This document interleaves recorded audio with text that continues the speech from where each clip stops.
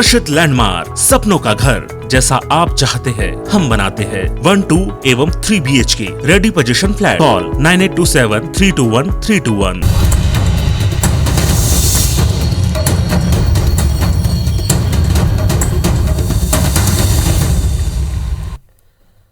नमस्कार, आप देख रहे हैं IBC 24। मैं हूं आपके साथ विजय कुमार पंड्या। शुरुआत करेंगे खबरों की। छत्तीसगढ़ के मुख्यमंत्री भूपेश बघेल ने केंद्रीय वित्त मंत्री निर्मला सीतारमण से कहा है कि छत्तीसगढ़ को धान से एथेनॉल बनाने की अनुमति दी जाए, साथ ही राज्य से उसना चावल न लेने के फैसले पर भी पुनर्विचार का आग्रह किया। इसके अलावा मुख्यमंत्री ने छत्तीसगढ़ के हिस्से की कोल पेनाल्टी 4140 करोड़ रुपए वापस लौटाने और पेट्रोल डीजल पर सेस कम करने की मांग की है। केंद्रीय वित्त मंत्री निर्मला सीतारमण ने आज कई राज्यों के मुख्यमंत्री और वित्त मंत्रियों से वर्चुअली चर्चा की।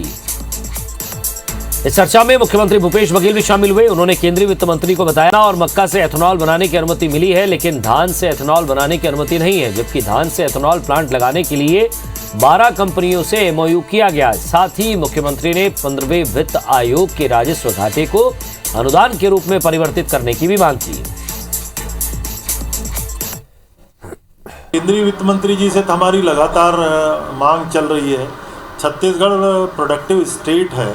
यहाँ की जो GST की क्षतिपूर्ति का लाभ छत्तीसगढ़ को मिलना चाहिए, हजारों करोड़ रुपया केंद्र सरकार उसको लगातार रोक रही है। GST का हमारा हिस्सा नहीं दे पा रही केंद्र सरकार। चावल की जो अनुदान है केंद्र सरकार का 3000 करोड़ रुपया से भी अधिक, वो राशि हमको नहीं मिल पाया है। तो लगातार जब बैठकें होती हैं तो हमारी जो डिमांड है, हमारी जो आवश्यकता है, जो हमारा हक बनता है, अधिकार बनता है, उसके लिए हम लोग मांग करते हैं। पिछले कुछ दिनों से छत्तीसगढ़ के मुख्यमंत्री और मंत्री से केंद्रीय मंत्री मुलाकात या चर्चा नहीं करना चाहते। दिल्ली में 5 दिन रहने के बावजूद खाद्य मंत्री अमरजीत भगत की केंद्रीय खाद्य मंत्री से दिल्ली में मुलाकात नहीं हो पाई, बल्कि दिल्ली में रहते हुए ही केंद्रीय खाद्य मंत्री ने खाद्य मंत्री अमरजीत भगत से 10 मिनट फोन पर चर्चा की। इसी तरह मुख्यमंत्री भूपेश बघेल पिछले 2 दिनों से BSP वेतन समझौता एरिया संबंधित मामले को लेकर केंद्रीय इस्पात मंत्री से बात करना चाह रहे थे, लेकिन फोन पर बात नहीं हो पाई। इन दोनों मुद्दों को लेकर कांग्रेस केंद्र सरकार के खिलाफ आक्रामक है और आरोप लगा रही है कि केंद्र सरकार छत्तीसगढ़ के साथ दोहरा रवैया ना अपनाए। इस मामले पर खाद्य मंत्री अमरजीत भगत का कहना है कि केंद्र सरकार अपनी जवाबदारी से भाग रही है। केंद्र सरकार किसानों की व्यवहारिक दिक्कतों को सुनना ही नहीं चाहती। वहीं कृषि मंत्री रविंद्र चौबे का कहना है कि केंद्र की छत्तीसगढ़ के प्रति दुर्भावना दूर से ही दिखाई देती है। वहीं इन मंत्रियों के आरोप पर पूर्व कृषि मंत्री मंत्री चंद्रशेखर साहू का कहना है कि केंद्र सरकार बिना किसी राज्य के साथ बिना किसी भेदभाव के काम करती है।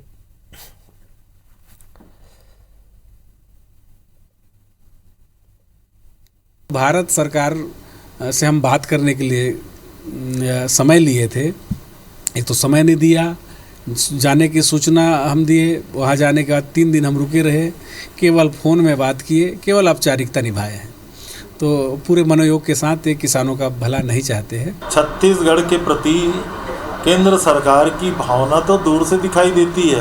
केंद्रीय मंत्री से मुलाकात का भी वक्त नहीं मिल पाया, लेकिन प्रजातंत्र है, हम लोगों को उम्मीद करनी चाहिए। अभी भी हमारी उम्मीद है कि केंद्र सरकार के लोग छत्तीसगढ़ के साथ ये दोहरा मापदंड अपनाना बंद करें और छत्तीसगढ़ के साथ न्याय होना चाहिए।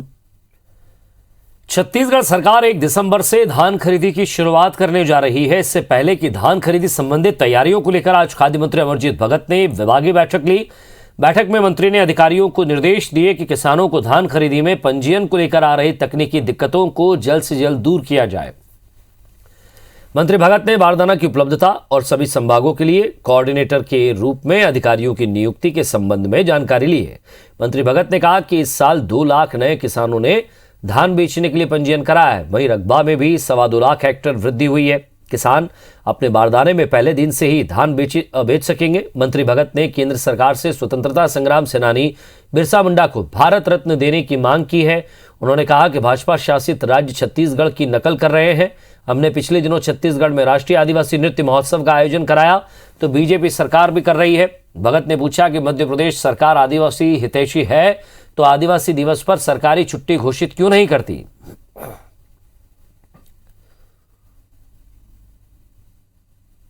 धान खरीदी की तैयारी के संदर्भ में था कि हम किसी स्तर का हमारा तैयारी हो चुका है।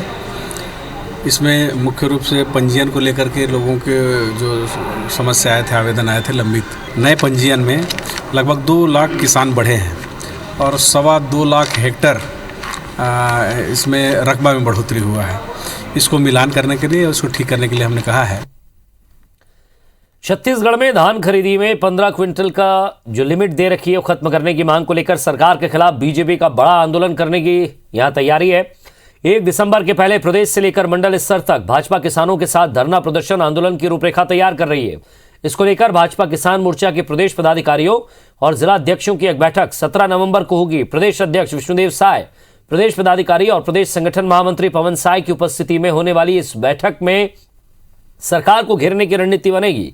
भारतीय जनता पार्टी पिछले कुछ दिनों से 1 नवंबर की बजाय 1 दिसंबर से धान खरीदे जाने के विरोध में सरकार पर हमलावर है। धान खरीदी की लिमिट बढ़ाए जाने की मांग के संबंध में खाद्य मंत्री अमरजीत भगत का कहना है कि भाजपा के नेताओं को छत्तीसगढ़ सरकार का किसानों का धान 2,800 रुपये क्विंटल में खरीदना रास नहीं आ रहा है।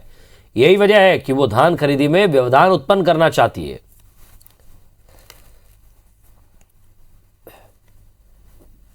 जब लगातार उत्पादन बढ़ रहा है, जब लगातार आप उत्पादन बढ़ाने की बात कर रहे हैं, तो 15 क्विंटल का लिमिट रखने का कोई औचित्य बचा नहीं है। इसलिए भारतीय जनता पार्टी किसानों की इस मांग को जोर शोर से उठाएगी और जमीन से लेके विधानसभा से लेके सड़क की लड़ाई लड़ेगी। भारतीय जनता पार्टी के नेताओं को भगवान सद्बुद्धि दे, कुछ व्यवहारिक बात करें। ये जब बात करते हैं भारत सरकार से तो इन लोगों का तो मुंह बंद रहता है। ये कभी किसानों के हित में भारत सरकार से बात नहीं करते। राजस्व मंत्री जयसिंह अग्रवाल ने विभागीय अधिकारियों को राजस्व प्रकरणों को समय सीमा में निराकरण करने के निर्देश दिए। उन्होंने अधिकारियों को सख्त निर्देश दिए कि प्रकरणों के निराकरण में शिथिलता, लापरवाही करने वाले अधिकारियों पर कार्रवाई की जाए। राजस्व मंत्री ने निर्देश दिए हैं कि नामांतरण, बंटवारा, सीमांकन, फौती, रिकॉर्ड अपडेशन और ऋण पुस्तिका के प्रकरण के निर्धारण में समय सीमा में किए जाए।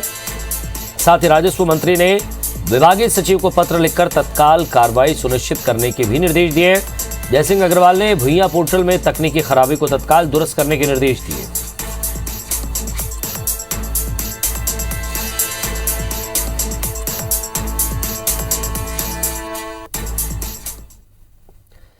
और बीजेपी प्रदेश अध्यक्ष विष्णुदेव साय ने कहा है कि कांग्रेस को पदयात्रा की बजाय पश्चाताप यात्रा निकालकर प्रदेश की जनता से माफी मांगनी चाहिए। उन्होंने कहा कि केंद्र सरकार ने महंगाई में राहत देते हुए पेट्रोल और डीजल की कीमतों में कमी की है, मगर प्रदेश की सरकार ने चवन्नी की राहत नहीं दी। सरगुजा पहुंचे विष्णुदेव साय ने महंगाई के मुद्दे पर प्रदेश सरकार को घेरते हुए कहा कि जिस तरह से कोरोना का संक्रमण काल सामने आया था, उससे आर्थिक व्यवस्था पूरे तरीके से चरमरा गई, मगर इसके बाद भी केंद्र सरकार ने लोगों को राहत देते हुए डीजल और पेट्रोल की कीमतों में कमी की, लेकिन प्रदेश सरकार ने किसी तरह की राहत नहीं दी है। उल्टे वो केंद्र सरकार को ही दोषी बताती है।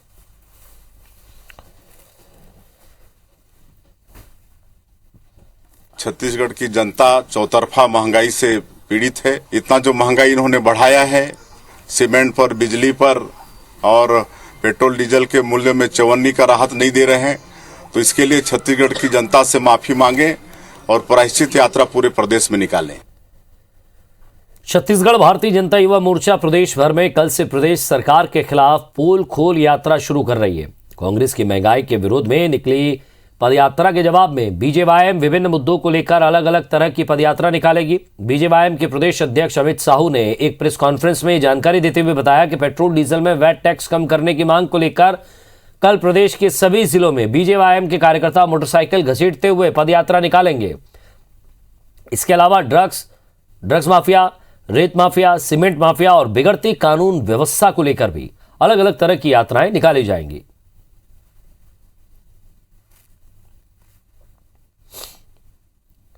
प्रदेश की कांग्रेस की सरकार अपने किए गए झूठ, अपने किए गए पापों का प्रायश्चित करने के लिए ये पदयात्रा पूरे प्रदेश भर में निकाल रही है, जिसके विरोध में भारतीय जनता युवा मोर्चा कांग्रेस सरकार की, छत्तीसगढ़ सरकार की पोल खोल यात्रा निकालने जा रहा है। पेट्रोल और डीजल में वैट कम करके छत्तीसगढ़ की जनता को राहत दे, मगर ऐसा छत्तीसगढ़ की जनता के साथ उन्होंने छलावा किया, जिसके विरोध में प्रदेश भर में एक मोटरसाइकिल की पदयात्रा हम निकालेंगे।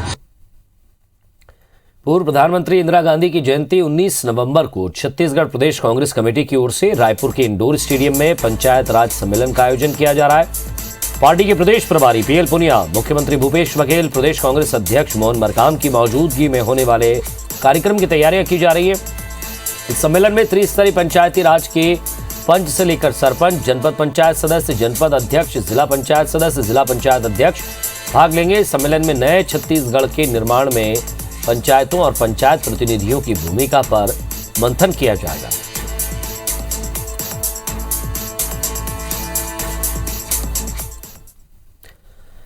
छत्तीसगढ़ की राज्यपाल अनुसुईया उइके अंबिकापुर पहुंची हैं, जहां उन्होंने गौंड समाज के कार्यक्रम के साथ बिरसा मुंडा के कार्यक्रम में शिरकत की। राज्यपाल ने कहा कि संविधान में दिए गए अधिकारों से आदिवासी वर्ग अब भी वंचित है, जिसे पाने के लिए उन्हें जागरूक होना पड़ेगा। आदिवासी की जमीन गैर आदिवासियों के नाम पर चढ़ा दी जाती है।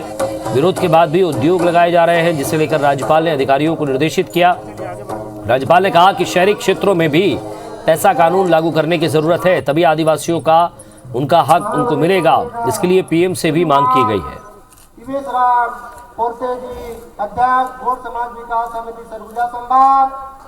संरक्षक होता है राज्यपाल, आंख बंद करके कोई चीज को तो सरकार को वो नहीं कह सकता है कि कुछ नहीं करिए। जो सामने आती है उस सरकार का ध्यान, इसका विरोध की बात नहीं है, ये सुधारने की बात होती है। और सरकार का कोई अच्छा होता काम तो सरकार को ही श्रेय जाएगा, कोई मुझे तो नहीं जाएगा। प्रधानमंत्री नरेंद्र मोदी ने गोरेला पेंड्रा मरवाई जिले को एकलव्य मॉडल रेसिडेंशियल स्कूल की सौगात दी है। भोपाल में आयोजित जनजातीय गौरव दिवस महासम्मेलन में वर्चुअल माध्यम से शिलान्यास कार्यक्रम आयोजित किया गया था, जिसमें प्रधानमंत्री नरेंद्र मोदी ने देश के 50 स्कूलों का एक साथ भूमि पूजन और शिलान्यास किया है। पात्रता पर्ची नहीं थी, 37 लाख लोगों को पात्रता पर्ची बना के भी दिए। अनाज लेने दूर जाना पड़ता है 4-4 किलोमीटर। कवर्धा में झंडे को लेकर हुए विवाद के बाद अब विवादित जगह के पास ही 119 फीट ऊंचा भगवा ध्वज लहराएगा। प्रशासन ने इसके लिए जगह का चयन कर लिया है। साथ ही तहसील ऑफिस से दावा आपत्ति भी मंगाई गई है। अगर सब कुछ ठीक रहा तो 10 दिसंबर को देश भर के साधु संतों की मौजूदगी में 119 फीट ऊंचा भगवा ध्वज लगाया जाएगा। आपको बता दें कि दो पक्षों में विवाद के बाद शारदा पीठ के शंकराचार्य स्वरूपानंद सरस्वती के शिष्य अभिमुक्तेश्वरानंद सरस्वती ने विवाद वाले स्थल के पास ही 119 फीट ऊंचा भगवा ध्वज लगाने की घोषणा की थी, जिसके लिए श्री शंकराचार्य जन कल्याण न्यास संस्था ने इसके लिए कवर्धा के लोहारा मार्ग में जिला प्रशासन से 100 वर्ग फीट जमीन की मांग की। संस्था की मांग पर जिला प्रशासन ने जमीन तय कर ली है।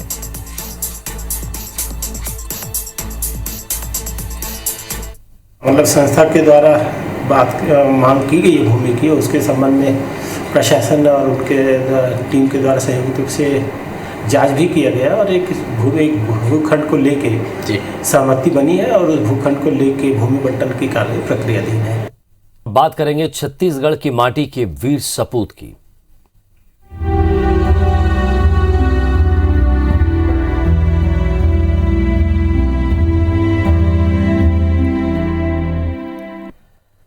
छत्तीसगढ़ की माटी के वीर सपूत शहीद कर्नल विप्लव त्रिपाठी, उनकी पत्नी अनुजा और मासूम अबीर आज पंचतत्व में विलीन हो गए। इससे पहले सेना के विशेष विमान से तीनों का शव रायगढ़ पहुंचा तो पूरे शहर ने आंसू और श्रद्धा के फूल के साथ उनका स्वागत किया। हजारों की भीड़ और गमगीन माहौल में पूरे राजकीय सम्मान के साथ उन्हें अंतिम विदाई दी गई। जिंदगी तो बस अपने दम पर जी जाती है, दूसरों के कंधों पर तो चनाचे उठते हैं। शहीद कर्नल विप्लव त्रिपाठी के मासूम बेटे ने जब ये कहा था कि जिंदगी अपने दम पर जी जाती है, दूसरों के कंधे पर तो जनाजे उठते हैं, तब उसे मालूम नहीं था और किसी को भी ये मालूम नहीं था कि कभी त्रिपाठी परिवार में एक साथ एक ही दिन 3-3 जनाजे उठेंगे और उसका ये वीडियो आंसुओं के साथ वायरल होने लगेगा। दूसरों के कंधों पर तो चनाचे उठते हैं। इंकलाब जिंदाबाद। कर्नल विप्लव त्रिपाठी, उनकी पत्नी अनुजा त्रिपाठी और बेटे अबीर त्रिपाठी का पार्थिव शरीर सेना के विशेष विमान से सीधे रायगढ़ के जिंदल एयर स्ट्रिप पहुंचा। यहां से सेना की गाड़ी में करीब 12 किलोमीटर का सफर तय कर तीनों की पार्थिव देह रायगढ़ स्थित शहीद विप्लव त्रिपाठी के घर पहुंची। रास्ते भर हजारों लोग फूल लिए शहीद को विदाई देने खड़े थे। पूरे रायगढ़ के आसमान में विप्लव अमर रहे की गूंज सुनाई दे रही थी। त्रिपाठी परिवार है, कैप्टन विप्लव त्रिपाठी जो थे, उनका रायगढ़ शहर से काफ़ी ज़्यादा अटैचमेंट था। लंबा समय उन्होंने रायगढ़ में बिताया था। छुट्टियों में वो आते थे तो लगातार लोगों के साथ काफ़ी समय बिताते थे और काफ़ी मिलनसार परिवार था इनका। तो यही वजह है कि लोग जो हैं वो अपने आप को उनसे लगातार जुड़ा हुआ महसूस करते थे। और ये जो भीड़ है, यहाँ के जो लोग हैं, वो इस बात की गवाही दे रहे हैं कि कितना अपनापन त्रिपाठी परिवार के साथ लोगों का है। सभी को ये लग रहा है कि उनके परिवार के साथ ये घटना घटी है और इस अंतिम समय में पूरा परिवार, पूरा रायगढ़ शहर जो है वो उनके परिवार के साथ है। त्रिपाठी निवास से शहीद कर्नल विप्लव त्रिपाठी, उनकी पत्नी अनुजा त्रिपाठी और बेटे अबीर त्रिपाठी का पार्थिव शरीर रामलीला मैदान लाया गया, जहां सरकार और प्रशासन की ओर से शहीद को अंतिम विदाई दी गई। पूरा शहर स्वस्फूर्त बंद रहा और गमगीन लोगों ने बड़ी संख्या में रामलीला मैदान पहुंचकर उन्हें अंतिम प्रणाम किया। बहुत दुखद घटना है और हम सब के लिए एक बहुत ही दर्दनाक घटना है और आज हमने अपने सपूत को खोया है। रायगढ़ जिले के लिए पूरा परिवार का एक अहम योगदान है, तो उसको हम लोग नहीं भूल सकते। घटना हुई है, बहुत दुखद घटना है और इस घटना के आप देख रहे होंगे, इस विप्लव भाई को श्रद्धांजलि देने के लिए पूरा रायगढ़ एक तरफ उमड़ पड़ा है। त्रिपाठी उनके परिवार शहीद हुए, बहुत दुख की बात है। पूरी ढंग से श्रद्धांजलि देना चाहूँगा और यह भी कहना चाहूँगा कि हमारी भारत सरकार को, हमारी राज्य सरकार को उनकी स्मृति में जितना बड़ा कुछ कर सकते हैं हम सब लोगों को सामाजिक रूप से भी करना चाहिए। अरे रायगढ़ के जो औरत है त्रिपाठी भैया, उसका जो शहीद हुआ है उसके दुख में शामिल हुए हैं और हमारी लगातार यही कोशिश है कि हम उनके परिवार के साथ कंधे से कंधा मिलाकर खड़े हैं। रामलीला मैदान से तीनों शवों को सर्किट हाउस स्थित मुक्तिधाम लाया गया, जहां पूरे राजकीय सम्मान के साथ तीनों का अंतिम संस्कार किया गया।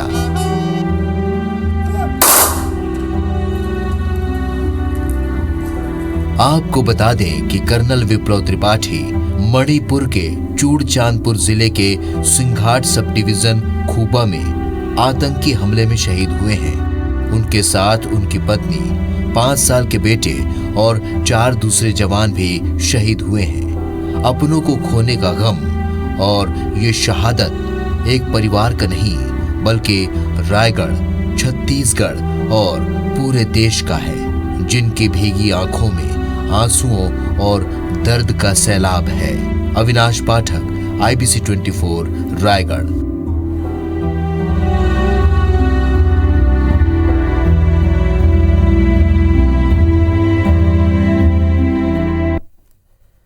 छत्तीसगढ़ डीजीपी अशोक जुनेजा ने पुलिस मुख्यालय में वीडियो कॉन्फ्रेंसिंग के जरिए सभी पुलिस अधीक्षकों के साथ समीक्षा बैठक की। बैठक में डीजीपी ने चिटफंड प्रकरणों, राजनीतिक और आदिवासियों के केस वापसी, गांजा और शराब की अवैध तस्करी पर सख्त एक्शन के निर्देश दिए।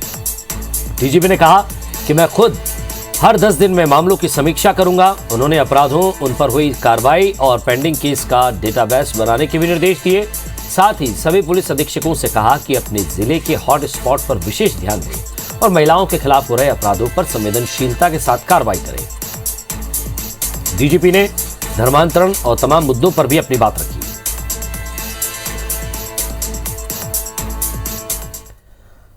नारायणपुर के छोटे डोंगर के बाहकेर के जंगलों में डीआरजी के जवानों और नक्सलियों के बीच मुठभेड़ में एक इनामी नक्सली ढेर हो गया है।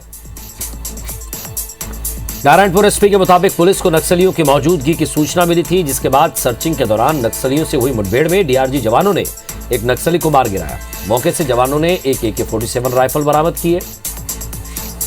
ये मारा गया नक्सली इलाके में 30 से अधिक बड़े वारदातों का मास्टरमाइंड रहा है। पुलिस का कहना है कि मुठभेड़ लगभग 1 घंटे तक चली है, जिसमें और भी नक्सलियों के मारे जाने की सूचना मिल रही है।